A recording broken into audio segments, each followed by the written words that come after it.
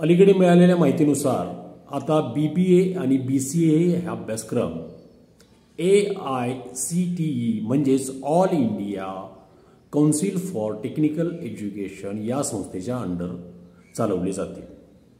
अर्थातच AICTE ची मान्यता BBA आणि BCA सारख्या कोर्सेसना असेल किंवा लागेल। यापूर्वी हे कोर्सेस UGC किंवा युनिव्हर्सिटीच्या अंडर चालवले जात होते, परंतु आता इथून पुढे हे courses all India council for technical education या संस्थेच्या अंडर चालवले जातील। शिक्षण क्षेत्रात काही आमूलाग्र बदल होत आहेत। NEP 2020 नुसार टप्प्याटप्प्याने त्याची अंमलबजावणी केली जात आहे।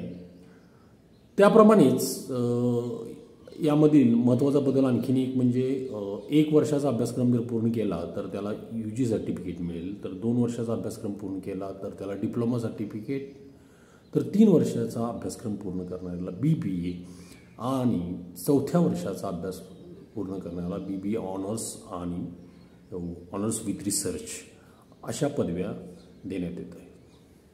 यांच्या गुणांकन पद्धतीविषयी सुद्धा AICTE ने व्हिडिओ जारी केलेला आहे। यूट्यूबवर तो व्हिडिओ उपलब्ध आहे आणि त्यांचं जे काय मॉडेल करिक्युलर फ्रेमवर्क आहे हे नुकतंच जाहीर झालेलं आहे आणि त्याच्याविषयी अधिक माहिती आपल्याला AICTEच्या वेबसाईटवर किंवा AICTEच्या यूट्यूब चॅनलवर पाहायला मिळेल।